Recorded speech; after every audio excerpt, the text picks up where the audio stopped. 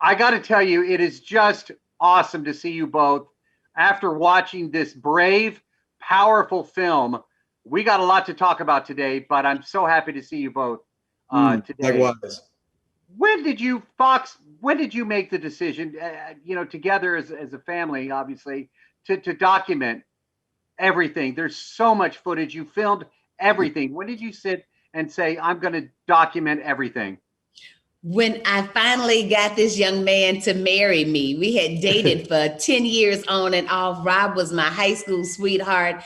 And when I could finally get him to say, Fox, yes, will you? And I was, before he probably asked, I was like, yes, yes. And so I was just so happy that we had finally become a family, that I wanted to document it, Dave. And so that's how the video actually started off, was, putting the camcorder up and saying, look at the Richardsons. How about that? Like, we finally got it right.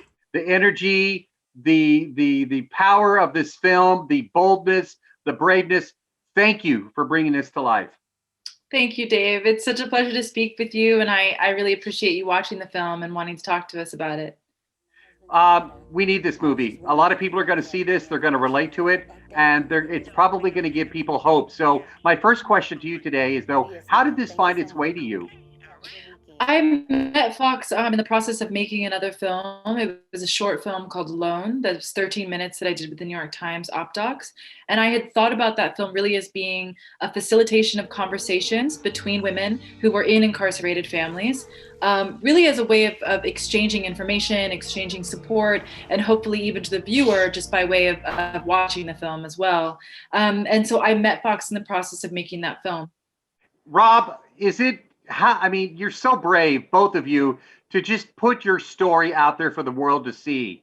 Tell me about that decision as well, because you put everything out there, no holds back. You just put it out there for people to see. We're going to get to the heart of the story in a second, but how did that feel for you, just for the world to see your story? Amazing, in a word, just because the story that Fox and I share is the story of 2.3 million other American families that are out there that are basically going through the same thing. In a perfect world, we would want all of those stories to have their light, their time in the spotlight.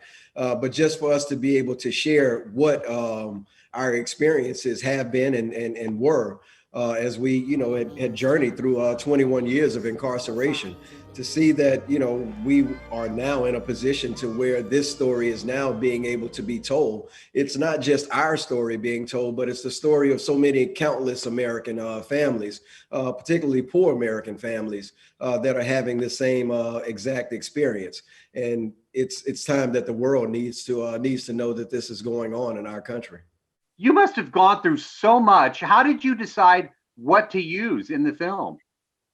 Yeah, I think that it was 100 hours of footage. I think there were several different ways that myself and Gabe Rhodes, who is the film's editor, tackle that question. And I think that the process always first is to really let the footage wash over you without any kind of parameter or agenda around it.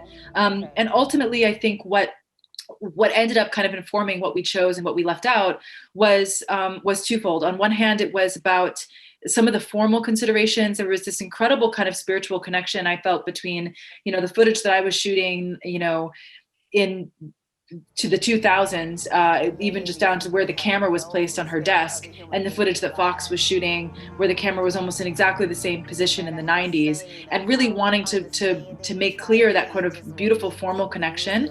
But then also, what is it emotionally that we're saying? How are we rooting ourselves? And I think fundamentally, we felt that it was so important for us to tell this story from the sort of mythological perspective of love and unity, so that we could go back and forth in time, and that it would always make sense. We weren't trying to root ourselves in sort of the practical, logical chronology, so to speak, of the story. It was something that was perhaps more ephemeral, that allowed us to dance around with time and with her footage.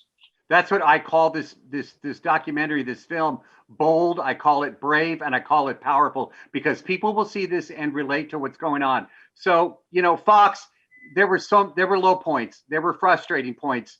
but you still kept the positive energy. Your outlook was still, I love the way that you were dealing with people on the phone, because that's how I deal. Obviously, your situation was a little bit more serious. I'm talking about like customer service, and I'm like, well, you have a blessed day, even though you're not shining on me. You know what I'm saying?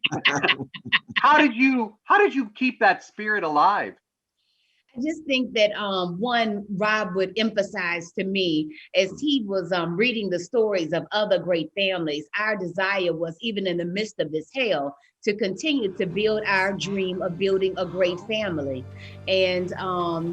And he would compare the stories of, or share the story of Nelson Mandela and Winnie. And he would talk about how she had become, in his letters, Nelson would say to Winnie how she was becoming overcome with anger, and that we couldn't let the anger will burn you. And so I just tried to make sure that I wasn't being consumed with the anger, and I could be in control of my emotions. Or as my mama said, you get more flies with sugar than you do with anything else. You know, this is a an honest assessment of the judicial system, the problems that exist, the frustration that exists. It's an honest look. What do you hope the conversation is after people see this? Well, I hope, frankly, that Fox and Rob and the 2.3 million families that are affected by incarceration in America can really lead the conversation. I think as a filmmaker, I see myself as a facilitator. I was there to sort of bear witness to an experience that is pervasive, that is actually the majority in our country. But I'm not necessarily the one to lead the path. I think many people are doing that and have been doing it. And I just hope in any kind of small way that this can be a contribution to the larger effort, that it can offer an additional entry point to a conversation when people don't want to hear numbers or statistics, when they feel that their sort of political stance bars them from having compassion. I hope that this film can offer a new outlet for those people in particular. And also as a form of solace for those who are immediately affected. Rob, what would it like to put, people talk about putting a film out all the time. You all did it. And now that it's out there, tell me about what you're feeling right now that you did it. You put that movie out there. I am feeling freaking elated.